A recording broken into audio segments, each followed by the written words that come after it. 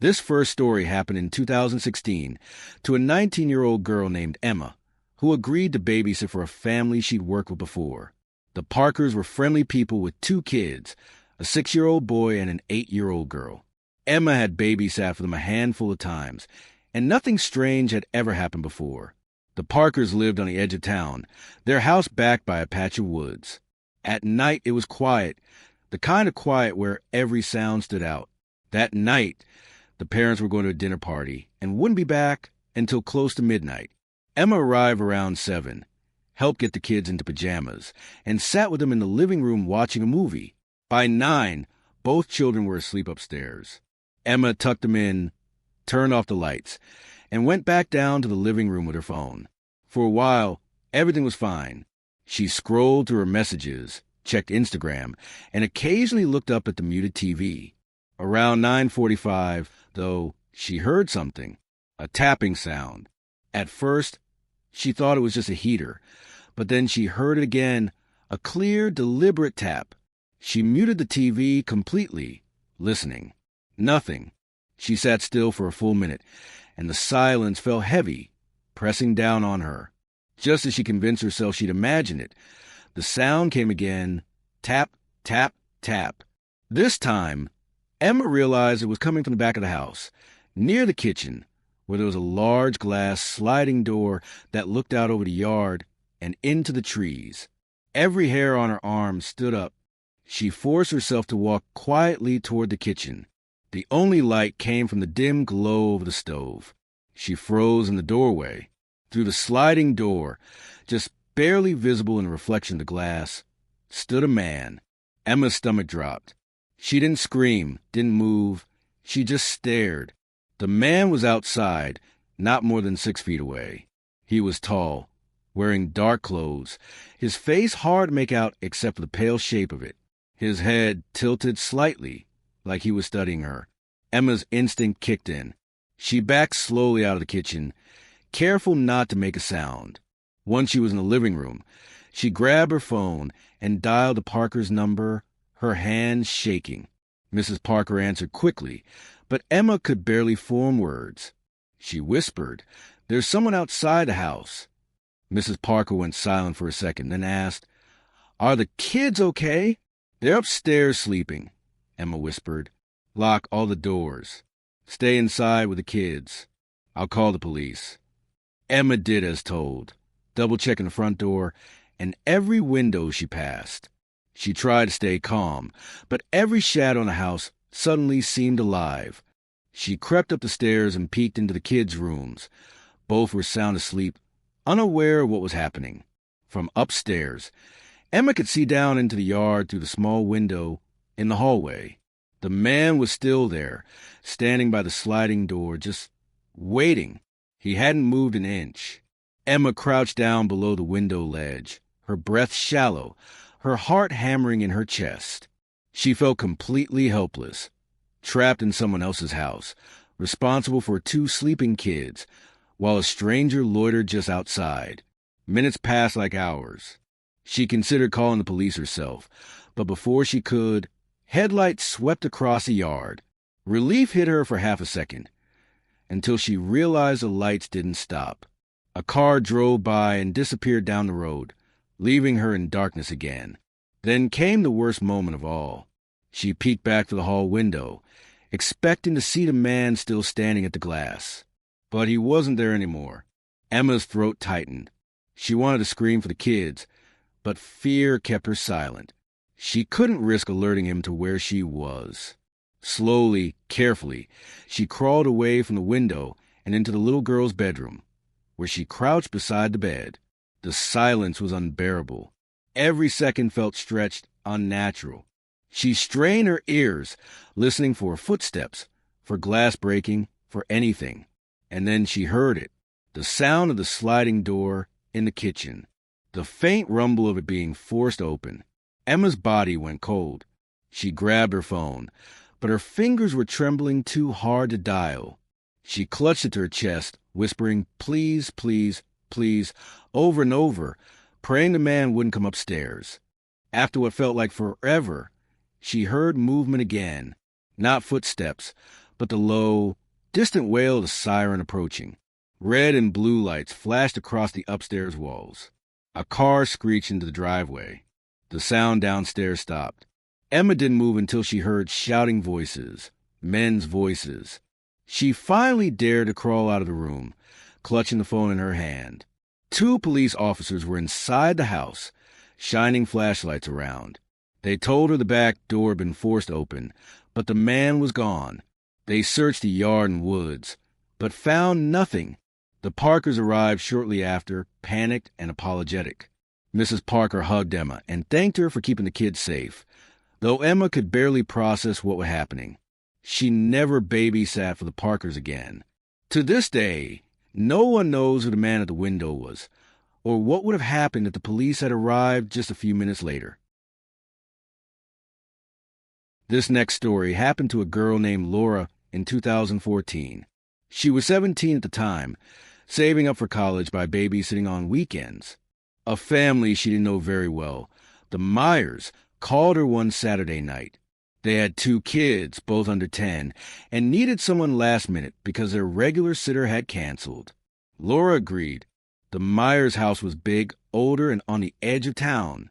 It was a kind of place with a lot of creaks and echoes, the kind of house where you never quite felt alone. When Laura arrived, the parents rushed out quickly, barely giving her instructions beyond, "The kids are upstairs asleep, and you can help yourself to anything in the kitchen." That was fine with Laura. She set her bag down, texted her best friend that she had arrived, and settled into the living room with her phone. The house was quiet, too quiet, but she assumed that was normal for a late-night job. An hour passed without incident. Then, at about 9:30, the house phone rang. Laura jumped a little at the sound. It wasn't unusual for a house phone to ring, but the Myers hadn't mentioned expecting a call. She let it go to voicemail, figuring it wasn't her business. After 4 rings, it clicked over. A man's voice came through the answer machine. His tone was low, gravelly, and slow. All he said was, "Why did you leave the basement light on?" Laura froze. She looked toward the kitchen, where the doorway to the basement was visible. The door was shut. Her first thought was that it had to be a prank call, maybe a wrong number. But something about the way the man spoke made her skin crawl. She stood, cautiously approaching the basement door. The seam at the bottom glowed faintly. The light was on down there. Her stomach dropped. She hadn't been in the basement. The parents hadn't said anything about it either. Laura backed away, grabbed her phone, and texted her best friend again. Weird call. Someone asked about basement light. Creepy. Her friend told her to ignore it. "It's probably just some neighbor messing around," she wrote. Laura wanted to believe that. She sat back down and tried to distract herself with YouTube videos, turning the volume up just enough to cover the silence. But 15 minutes later, the phone rang again. She hesitated this time, staring at it as it rang. Against her better judgment, she picked up. She barely got a hello before the same man's voice whispered, "I can see you." Laura slammed the phone down so fast her hand stung. Her heart raced in her chest. She stood up, pacing the living room, unsure of what to do. She considered calling the parents, but she didn't want to scare them if this was nothing. She considered calling the police, but what would she even say? Some man was calling the house phone. That's when she heard it, a sound from the basement.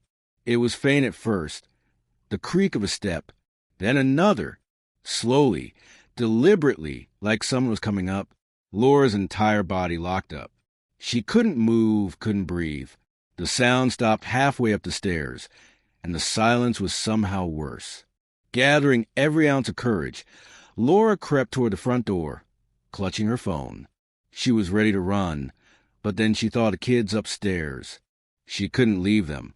Instead, she dialed 911, whispering into the phone that someone was in the house. The dispatcher told her to stay on the line and stay quiet. Help was on the way. Laura tiptoed up the stairs, her legs shaking, and slipped into the kids' room. Both children were still asleep, completely unaware of the nightmare unfolding. She locked the door and crouched by the bed with the phone pressed to her ear. Minutes dragged by. Every sound in the house seemed magnified. The dispatcher kept her calm, telling her officers were almost there. Then came a sound that made Laura nearly drop the phone. A slow, deliberate knock on the bedroom door. "Laura," a voice whispered, muffled but unmistakable. It was the same voice from a phone. The children stirred in their beds. Laura pressed a hand over her mouth to keep from screaming. The knocking stopped. Then came the sound of footsteps retreating down the hall. Seconds later, flashing lights filled the street outside. Doors slammed and voices shouted. The intruder must have heard them too, because the house went quiet. The police broke into the front door, calling out. Laura unlocked the bedroom and ran to them with the kids. The officers searched the house top to bottom. In the basement, they found clear evidence that someone had been living down there. A sleeping bag, empty food wrappers, and a stack of old magazines. The Myers were horrified when they returned. They swore they never went into the basement and had no idea anyone was down there. The police never caught the man. But Laura still remembers the way he said her name outside that locked door, like he'd been watching her long before that night. This story happened in 2019 to a college freshman named Kayla. She had recently moved back home for the summer and had earned some extra money. She picked up babysitting jobs in her neighborhood. Most were easy gigs, just keeping an eye on kids while their parents went out for a few hours. One Friday night, a couple down the street asked her to watch their son, a 7-year-old named Mason. Kayla had babysat for them once before without any issues, so she agreed. The parents were going to see a late movie, which meant they wouldn't be back until after midnight. Kayla arrived around 8:30. Mason was already in pajamas, bouncing with energy, asking if she'd play video games with him. She let him play for a little while before convincing him it was bedtime. By 9:30, he was asleep upstairs, and Kayla found herself alone in the living room. The house sat on a quiet suburban street, the kind where streetlights only reached so far, and most of the neighbors' houses were dark. Kayla sat scrolling on her phone for nearly an hour before she noticed something strange outside the front window. At first, it looked like a shadow, a tall shape standing just at the edge of the driveway, near the mailbox. She thought maybe it was a neighbor or someone walking their dog. But when she leaned closer to the glass, she realized it wasn't anyone she recognized. It was a man. He stood completely still, facing the house. Even from a distance, Kayla could tell he was staring directly at her. A jolt of fear ran through her. She turned off the lamp beside her, plunging the living room into darkness, and ducked down behind the couch. Her pulse hammered in her ears. After a minute, curiosity got the better of her. She peeked over the armrest. The man was still there, unmoving, like a statue. Kayla whispered to herself, "It's fine, he'll leave. It's just some weirdo." But he didn't leave. 10 minutes passed. Then 15. The man didn't budge. Kayla considered calling the parents, but she didn't want to scare them during their night out. So instead, she texted her best friend, "Some guy is standing at the end of the driveway just staring at me. Creepy as hell." Her friend replied instantly, "Call the cops." Before Kayla could decide what to do, movement caught her eye again. The man was walking, not away, not down the street, toward the house. Kayla's stomach dropped. She scrambled to her feet and hurried into the hallway, peeking out through the little window on the front door. The man was halfway up the driveway now. She could see more details. He was tall, thin, wearing a dark hoodie pulled low over his face. His stride was slow, deliberate, like he knew she was watching. Kayla's hands shook as she grabbed her phone. She dialed 911, whispering frantically to the dispatcher that someone was coming toward the house. "Stay calm," the dispatcher told her. "Lock the doors. Officers are on their way." Kayla rushed to check the locks on the front door, then the back. The house was secure. She crouched down near the staircase, keeping low, her heart thudding in her chest. Through the side window by the stairs, she saw the man step onto the porch. He didn't knock. He didn't ring the bell. He just stood there, inches from the door, his face shadowed under the hood. Kayla pressed the phone to her ear so hard it hurt, whispering to the dispatcher, "He's right outside the door." The dispatcher told her to stay quiet. Help was minutes away. But those minutes stretched on forever. Then came the sound. The front doorknob rattled. Slowly at first, then harder. The man was trying to open it. Kayla slapped a hand over her mouth to stifle a gasp. She thought about Mason upstairs, still asleep, and felt a sick wave of dread. The rattling stopped. Silence fell. For a moment, she thought maybe he'd given up. Then came a sharp tapping sound. Not at the front door, but at the living room window.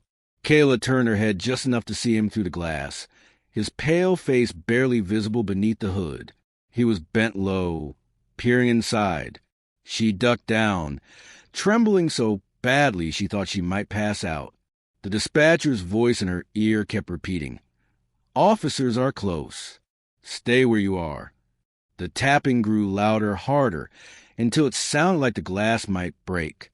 Then, as suddenly as it started, it stopped. Kayla waited, frozen, for any sound. Nothing.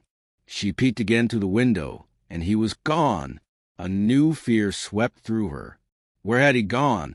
Was he circling the house? Was he at the back door? The sound of distant sirens finally pierced the silence. Red and blue lights washed across the walls. Police cars screeched into the street. Officers rushed the yard with flashlights, yelling commands. But the man was gone. The officers searched the neighborhood, but found no one. They told Kayla it was possible the man had been casing the house, looking for an easy target. But the way he'd fixated on her, the way he stared, Kayla knew it wasn't random. The parents came home shortly after, horrified at what had happened. They promised Kayla she'd never have to babysit for them again if she didn't want to.